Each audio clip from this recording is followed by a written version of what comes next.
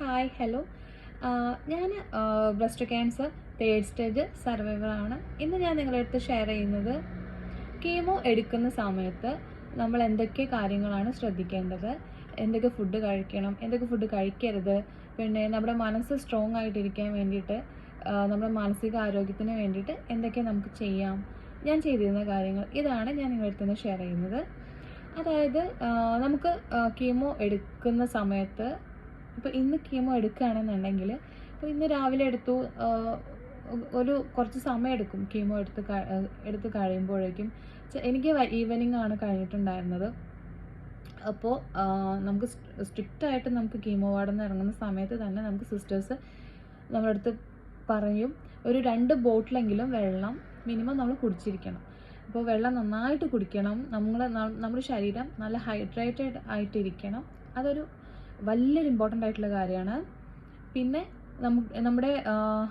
നമുക്ക് കഴിക്കേണ്ട ചില ഫ്രൂട്ട്സിൻ്റെ കാര്യം പറയാം. നമുക്ക് കീമോ എടുക്കുന്ന സമയത്ത് ഇപ്പോൾ ഇങ്ങനെ ഒരു ട്രീറ്റ്മെൻറ്റിലാണെന്ന് പറഞ്ഞിട്ടുണ്ടെങ്കിൽ നമ്മുടെ പല ആൾക്കാരും നമുക്ക് ഒരുപാട് ഉപദേശങ്ങളായിട്ട് വരും. ഈ ഫ്രൂട്ട്സ് കഴിക്കണം, ഇത് കഴിക്കണം, അത് കഴിക്കണം. അല്ലെങ്കിൽ ഇപ്പോൾ നമ്മൾ ഫോണിൽ തന്നെ യൂട്യൂബിനകത്ത് സ്ക്രോൾ ചെയ്യുന്ന സമയത്ത് തന്നെ നമുക്ക് ഒരുപാട് ഇതിനെ പറ്റുള്ള കാണും. കഴിയുന്നതും ഒരുപാട് നമ്മൾ സെർച്ച് ചെയ്തിട്ട് നോക്കാണ്ടിരിക്കുക. കാരണം നമുക്ക് ഒരുപാട് നമ്മൾ മനസ്സിനെ അത്ര തൃപ്തിപ്പെടുത്താത്ത ഒരുപാട് കാര്യങ്ങൾ നമുക്ക് കാണാനിടയായിട്ട് വരും. അതുകൊണ്ട് കഴിയുന്നതും യൂട്യൂബിൽ ഒരുപാട് വീഡിയോസൊക്കെ കാണാതിരിക്കുക. കഴിയുന്നതും നമ്മളൊരു മിസ്ലീഡ് ചെയ്യുന്ന കാര്യങ്ങൾ ഒഴിവാക്കുക. പിന്നെ നമ്മൾ കഴിക്കുന്ന ഫ്രൂട്ട്സിനെ പറ്റിയിട്ടാണ് ഞാൻ പറഞ്ഞത്. ഇമ്പോർട്ടഡ് ആയിട്ടുള്ള ഒരുപാട് ഫ്രൂട്ട്സ് നമുക്ക് കഴിക്കണം എന്ന് പറഞ്ഞിട്ട് എൻ്റെ അടുത്ത് ഒരുപാട് ആൾക്കാർ പറഞ്ഞിട്ടുണ്ടായിരുന്നു. ഇമ്പോർട്ടഡ് ആയിട്ടുള്ള ഫ്രൂട്ട്സ് കഴിക്കണം എന്നല്ല, അവർ പറഞ്ഞിട്ടുള്ള ഫ്രൂട്ട്സ് എല്ലാം ഇമ്പോർട്ടഡ് ആയിട്ടുള്ള ഫ്രൂട്ട്സുകളാണ്, നമ്മുടെ നാട്ടിൽ ഉണ്ടാകുന്ന ഫ്രൂട്ട്സ് അല്ല. അപ്പോൾ ഈ ഫ്രൂട്ട്സൊക്കെ എന്ന് പറയുമ്പോൾ നമുക്ക് ഒരുപാട് പെസ്റ്റിസൈഡ്സും കെമിക്കലൊക്കെ ഉൾപ്പെട്ടിട്ട് വരുന്നതാണ്. പുറത്തുനിന്ന് വരുന്ന ഫ്രൂട്ട്സ് അത് ഇവിടെ നമ്മുടെ ഇന്ത്യയിൽ എത്തുമ്പോഴേക്കും എത്രമാത്രം കെമിക്കലും പെസ്റ്റിസൈഡ്സും അടിച്ചിട്ടുണ്ടാവും നമുക്കൊന്ന് ചിന്തിക്കാവുന്നതേ ഉള്ളൂ. കഴിയുന്നതും ഇമ്പോർട്ടൻറ്റ് ഫ്രൂട്ട്സ് കംപ്ലീറ്റ് ഒഴിവാക്കണം. ഇപ്പോൾ നമുക്ക് കഴിക്കാവുന്ന ഫ്രൂട്ട്സ് എന്ന് പറഞ്ഞാൽ സീസണൽ ഫ്രൂട്ട്സ് നമുക്ക് നന്നായിട്ട് കഴിക്കാം. അതായത് ഇപ്പോൾ മാങ്ങേൻ്റെ സീസൺ ആണെന്നുണ്ടെങ്കിൽ മാങ്ങ നന്നായിട്ട് കഴിക്കാം. ഓറഞ്ചിൻ്റെ സീസൺ ആണെങ്കിൽ ഓറഞ്ച് നന്നായിട്ട് നമുക്ക് കഴിക്കാം. ഇപ്പോൾ നമ്മുടെ വീട്ടിൽ കിട്ടുന്ന പപ്പായ ആണെങ്കിൽ അത് നല്ലതാണ്, അത് നമുക്ക് കഴിക്കാം. പച്ച പപ്പായ ആണെങ്കിൽ ഉപ്പേരി വെച്ച് കഴിക്കാം, പഴുത്തതാണെങ്കിൽ നമുക്ക് അങ്ങനെയും കഴിക്കാം. പിന്നെ പഴം ഇപ്പോൾ നമ്മുടെ വീട്ടിൽ കിട്ടുന്നതാണെങ്കിൽ അതും നല്ലതാണ്, അതും കഴിക്കാം. നമ്മൾ ഫ്രൂട്ട്സ് കഴിക്കുമ്പോൾ നിർബന്ധമായിട്ടും ശ്രദ്ധിക്കേണ്ട മറ്റൊരു കാര്യം എന്ന് പറയുന്നത്, അതിൻ്റെ സ്കിന്ന് കംപ്ലീറ്റ് പീൽ ചെയ്തിട്ട് കഴിക്കുന്ന ഫ്രൂട്ട്സ് കഴിക്കാം. സ്കിന്ന് കംപ്ലീറ്റ് ഒഴിവാക്കിയിട്ട് അതിൻ്റെ ഉള്ളിൽ കണ്ടൻറ്റ് കഴിക്കാൻ പറ്റുന്ന ഫ്രൂട്ട്സ്. ഒന്ന് പഴമാണ്, ഓറഞ്ച്, പിന്നെ മാതളം. ഇതൊക്കെ നമുക്ക് സ്കിന്ന് കംപ്ലീറ്റ് കളഞ്ഞിട്ട് ഒരു പരിധി വരെ ഈ കെമിക്കലും പിന്നെ പെസ്റ്റിസൈഡ്സും അണുനാശിനിയൊക്കെ ഈ സ്കിന്നിനകത്ത് പോവും. പിന്നെ ഉള്ളിലുള്ളതിൽ ഒരു പരമാവധി പ്രൊട്ടക്ഷൻ ഉണ്ടാവും. അതുകൊണ്ട് നമുക്കത് കഴിക്കാവുന്നതാണ്. പിന്നെ പച്ചക്കറി എന്ന് പറയുന്നത് നമുക്ക് കുക്കുംബർ കഴിക്കാം. കുക്കുംബർ സ്കിന്ന് പീൽ ചെയ്ത് കളഞ്ഞിട്ട് കഴിക്കാം. ക്യാരറ്റ് ആണെങ്കിലും സ്കിന്ന് പീൽ ചെയ്തിട്ട് കഴിക്കാം. നമുക്ക് സാലഡായിട്ട് കഴിക്കാം, നല്ലതാണ്. പിന്നെ ഇമ്പോർട്ടൻ്റ് ആയിട്ടുള്ള കാര്യം പിന്നെയും പറയണം, നന്നായിട്ട് വെള്ളം കുടിക്കണം. ധാരാളം വെള്ളം കുടിക്കുന്നതിന് ഒരു വലിയൊരു പങ്കുണ്ട് കീമോ ട്രീറ്റ്മെൻറ്റിലൂടെ നമ്മൾ കടന്നു പോകുമ്പോൾ. പിന്നെ എനിക്ക് പറയാനുള്ളത്, നമുക്ക് പാല് കുടിക്കാവുന്നതാണ്. പാല് കുടിക്കുന്നത് സ്കിമ്മഡ് മിൽക്ക് കഴിക്കുന്നത്, അതായത് പാസ്ചറൈസ്ഡ് മിൽക്ക് കഴിക്കുന്നത് നല്ലതാണ്.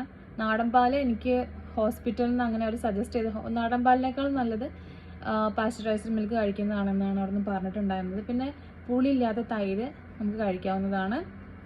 പിന്നീട് നമുക്ക് കൂടുതലായിട്ട് എനിക്ക് റെസ്ട്രിക്റ്റഡ് ആയിട്ടുള്ള 2 ഫുഡ് ഉണ്ടായിരുന്നത്, ഒന്ന് റെഡ് മീറ്റാണ്, ബീഫ്, മട്ടൺ. ഇത് രണ്ടും കഴിക്കരുതെന്ന് വ്യക്തമായിട്ട് അവർ പറഞ്ഞിട്ടുണ്ടായിരുന്നു. പിന്നെ എനിക്ക് കുറച്ചും കൂടെ കഴിക്കരുത് എന്ന് നന്നായിട്ട് അവർ സ്ട്രിക്റ്റ് ചെയ്തിട്ടുള്ളത് വേറൊരു ഒരു ഫ്രൂട്ടാണ്. അത് നമ്മുടെ മുന്തിരിയാണ്. മുന്തിരി എന്ന് പറയുന്നത് ഒരുപാട് കെമിക്കലും പെസ്റ്റിസൈഡ്സും ഡയറക്റ്റ് ഇങ്ങനെ ഡിപ്പ് ചെയ്തിട്ട് വരുന്നതാണ് മുന്തിരി. സോ അത് കംപ്ലീറ്റ് ഒഴിവാക്കുക, മുന്തിരി കഴിക്കുകയേ ചെയ്യരുത്. ഇതൊക്കെയാണ് എനിക്ക് അവിടെ നിന്ന് പറഞ്ഞിട്ടുള്ള ഹോസ്പിറ്റലിൽ നിന്ന് എനിക്ക് സജസ്റ്റ് ചെയ്തിട്ടുണ്ടായിരുന്ന ഒരു ഫുഡിൻ്റെ റൊട്ടീൻ എന്ന് പറയുന്നത്. റാഗി കഴിക്കുന്നത് നല്ലതാണ്. റാഗി നമുക്ക് കുറുക്കിയിട്ട് കഴിക്കാം. ഇപ്പോൾ കുറുക്കി കഴിക്കുന്നത് ഇഷ്ടമില്ലാത്ത ആൾക്കാരാണെങ്കിൽ വെള്ളം പോലെ ആക്കിയിട്ട് അങ്ങനെ കുടിക്കാം, അത് നല്ലതാണ്. പിന്നെ നമുക്ക് ചെറുപയർ, കടല, ഇതൊക്കെ നമുക്ക് മുളപ്പിച്ചിട്ട് കഴിക്കാം. മുളപ്പിക്കുക എന്ന് പറയുമ്പോൾ നമുക്കൊരു ദിവസം വെള്ളത്തിൽ കുതിർത്ത ശേഷം പിറ്റേ ദിവസം ആ വെള്ളം മാറ്റിയിട്ട് അതങ്ങനെ വയ്ക്കുക. ഇപ്പോൾ രാവിലെയാണ് നമ്മൾ ആ വെള്ളം മാറ്റിയിട്ട് വെക്കുന്നുണ്ടെങ്കിൽ വൈകുന്നേരം ആകുമ്പോഴേക്കും മുള പൊട്ടി വന്നിട്ടുണ്ടാവും. പിന്നീട് അത് നമ്മൾ കൂടുതൽ ഓയിലും ഒക്കെ ഇട്ടിട്ട് അത് ഭയങ്കരമായിട്ട് ഗാർണിഷ് ചെയ്യാണ്ട് അത് നമുക്ക് ആവി കയറ്റിയിട്ട് അങ്ങനെ കഴിക്കാം. അത് നല്ലൊരു പ്രോട്ടീൻ കണ്ടൻ്റാണ്, നമുക്ക് നമ്മളെ ഹെൽത്ത് വൈസ് നമുക്ക് നല്ലതാണ്. പിന്നീട് നമുക്ക് കഴിക്കാനുള്ളതെന്ന് പറയുന്നത് ചീര നന്നായിട്ട് കഴിക്കണം. നല്ല ചീര, ചുവന്ന ചീരയായാലും പച്ച ചീരയായാലും നല്ലതാണ് നമ്മൾ കഴിക്കുന്നത്. പാലക്ക് അതും നല്ലതാണ് കഴിക്കുന്നത്. ഈ ഇലക്കറികൾ കൂടുതലായിട്ട് നമ്മൾ ഭക്ഷണത്തിൽ ഉൾപ്പെടുത്തുന്നത് നല്ലതാണ്. കാരണം ഈ കീമോ എടുക്കുന്ന സമയത്ത് നമുക്ക് മലബന്ധം ഉണ്ടാവാനുള്ള ചാൻസ് കൂടുതലാണ്. സോ അതിനൊക്കെ ഒരു പരിധി വരെ ഇത് നമുക്ക് ഈ ഇലക്കറികളൊക്കെ കഴിക്കുന്നത് നമുക്കൊരു പരിധി വരെ കുറയ്ക്കാവുന്നതാണ്. പിന്നെ എനിക്ക് പറയാനുള്ളത് നമ്മളെ മെൻ്റൽ ഹെൽത്താണ്. നമുക്ക് നല്ല ടെൻഷൻ ഉണ്ടാവും, നമുക്ക് ഒരുപാട് ചില സമയത്ത് നമുക്ക് ഭയങ്കര കരച്ചിൽ വരും, ചില സമയത്ത് നമുക്ക് ഭയങ്കര ദേഷ്യം വരും, ചില സമയത്ത് നമ്മൾ വിചാരിക്കും ഞാൻ എന്തിനാണ് ഇങ്ങനെ ജീവിച്ചിരിക്കുന്നത്, എന്തിനാണ് ഞാൻ ഈ വേദന സഹിക്കുന്നത്. അങ്ങനെ ഒരുപാട് എൻ്റെ ഹോസ്പിറ്റലിൽ പറഞ്ഞിട്ടുണ്ടായിരുന്നത് എന്നെ ഒറ്റയ്ക്ക് കിടത്തരുത്, എപ്പോഴും കൂടെ ഒരാൾ വേണം, അങ്ങനെയൊക്കെയാണ്. അപ്പോൾ അവരങ്ങനെ പറയണമെന്നുണ്ടെങ്കിൽ വെറുതെ ഒരു കാര്യമില്ലാതെ അങ്ങനെ പറയില്ലല്ലോ. സോ നമ്മുടെ മാനസികമായിട്ടുള്ള ആരോഗ്യം മെച്ചപ്പെടുത്തേണ്ടത് നമ്മുടെ ശരീരത്തിൽ മാത്രമേ നമ്മളെ ക്യാൻസർ ബാധിച്ചിട്ടുള്ളൂ. നമ്മുടെ മനസ്സിന് ഒരിക്കലും അത് കീഴടക്കാൻ നമ്മൾ അനുവദിക്കരുത്. ഒരു ഫൈറ്റ് തന്നെയാണ്. അതായത് നമ്മൾ അതുമായിട്ട് നമ്മുടെ ശരീരത്തിനെ ബാധിച്ചിട്ടുള്ള ഒരു അസുഖവുമായിട്ട് നമ്മൾ ഫൈറ്റ് ചെയ്യുക, അങ്ങനെ വിചാരിച്ചാൽ മതി. അപ്പോൾ നമുക്ക് യോഗ ചെയ്യുന്നത് നല്ലതായിരിക്കും. യോഗ ചെയ്യുന്നത്, മെഡിറ്റേഷൻ ചെയ്യുന്നതൊക്കെ, അതായത് യോഗ ചെയ്യുമ്പോൾ വലിയ നമ്മൾ ഫിസിക്കലായിട്ട് നമുക്ക് ഒരുപാട് സ്ട്രെസ്സും കാര്യങ്ങളുള്ളത് ചെയ്യണം എന്നല്ല, ചെറിയ ചെറിയ യോഗ പോസസൊക്കെ ചെയ്യുന്നത് നല്ലതായിരിക്കും. മെഡിറ്റേഷൻ ചെയ്യുന്നത് വളരെ നല്ലതാണ്. നമ്മുടെ മൈൻഡ് കാം ആൻഡ് കൂളായിട്ടിരിക്കാൻ നമുക്ക് ഒരുപാട് നമ്മുടെ മനസ്സിൻ്റെ സ്ട്രെസ്സൊക്കെ കുറയ്ക്കാൻ ഒരുപാട് സഹായിക്കും മെഡിറ്റേഷൻ ചെയ്യുന്നത്. പിന്നെ നമുക്ക് ഈ ബ്രീത്തിങ് എക്സസൈസ് അത് വളരെ നല്ലതാണ്, ബ്രീത്തിങ് എക്സസൈസ് ചെയ്യുന്നത്. പിന്നെ എനിക്ക് പറയാനുള്ളത്, നമുക്ക് പറ്റുവാണെങ്കിൽ യാത്രകൾ ചെയ്യുക. ഒരു അടച്ചിട്ട മുറിയിൽ ഇങ്ങനെ ഇരിക്കാതെ യാത്രകൾ ചെയ്യാം. യാത്രകൾ ചെയ്യുമ്പോൾ ഒരുപാട് ക്രൗഡഡ് ആയിട്ടുള്ള ഏരിയയിൽ പോകരുത്. നമുക്ക് അറിയാലോ ഈ പനി വരാനൊക്കെയുള്ള ചാൻസ് കൂടുതലാണ്. അതുകൊണ്ട് അസുഖം വരാതിരിക്കാൻ വേണ്ടിയിട്ട് നമുക്ക് മാസ്കൊക്കെ ഉപയോഗിക്കാം. മാസ്ക് ഉപയോഗിച്ചിട്ട് നമുക്ക് പുറത്തേക്കൊക്കെ പോവാം. പിന്നെ എനിക്ക് പറയാനുള്ളത്, നമുക്ക് സ്പിരിച്വൽ ആവാം, നല്ലതാണ്. ഒരു ദിവസം 2 നേരമെങ്കിലും നമുക്ക് പ്രാർത്ഥിക്കാം. നമ്മുടെ അസുഖം മാറാനായിക്കോട്ടെ, നമ്മുടെ മൈൻഡിൻ്റെ വെൽനെസ്സിനായിക്കോട്ടെ, നമുക്ക് നന്നായിട്ട് പ്രാർത്ഥിക്കുന്നത് ഒരു പരിധി വരെ നമുക്ക് നമ്മുടെ മാനസികാരോഗ്യം മെച്ചപ്പെടുത്താൻ സഹായിക്കും. പിന്നെ നിങ്ങൾക്ക് പറ്റുവാണെങ്കിൽ, ഇപ്പോൾ ഹിന്ദുസ് ആണെന്നുണ്ടെങ്കിൽ നമുക്ക് അമ്പലത്തിൽ പോവാം, അമ്പലത്തിൽ പോയിട്ട് പ്രാർത്ഥിക്കാം. ആ ഒരു അറ്റ്മോസ്ഫിയർ നമുക്ക് ഒരു മനസ്സ് നന്നായി കാം ആൻഡ് കൂളായിട്ടിരിക്കാൻ ഒരുപാട് ഹെൽപ്പ് ചെയ്യും. പിന്നെ ചർച്ചിൽ പോകുന്ന ആൾക്കാരാണെന്നുണ്ടെങ്കിൽ നമുക്ക് ചർച്ചിൽ പോവാം. ചർച്ചിൽ പോയിട്ട് അവിടെ കുറച്ച് സമയം ഇരിക്കാം. അതൊരു മെഡിറ്റേഷൻ പോലെയാണ്. നമ്മൾ അമ്പലത്തിൽ എനിക്കൊരു മെഡിറ്റേഷൻ പോലെയായിരുന്നു അമ്പലത്തിൽ പോകുന്നതൊക്കെ. ഞാൻ ഒരുപാട് ഗുരുവായൂരൊക്കെ പോയിട്ടുണ്ട് കീമോ എടുക്കുന്ന സമയത്ത്. പിന്നെ ഇപ്പോൾ നിങ്ങൾ നിസ്കരിക്കുന്ന ആൾക്കാരാണെങ്കിൽ പിന്നെ നിങ്ങൾക്ക് ഓൾറെഡി നിസ്കാരം കാര്യങ്ങളൊക്കെ നിങ്ങൾ ഓൾറെഡി മസ്റ്റായിട്ട് ചെയ്യുന്ന കാര്യങ്ങളാണ്. അപ്പോൾ നിങ്ങൾക്ക് കുറച്ചും കൂടെ അതിൽ കുറച്ചും കൂടെ, അതായത് ദൈവിക കാര്യങ്ങളിൽ കുറച്ചും കൂടെ മുഴുകാം എന്നാണ് ഞാൻ ഉദ്ദേശിച്ചത്. പിന്നെ എനിക്ക് പറയാനുള്ളത്, നിങ്ങൾ കീമോ എടുക്കുന്ന സമയത്ത്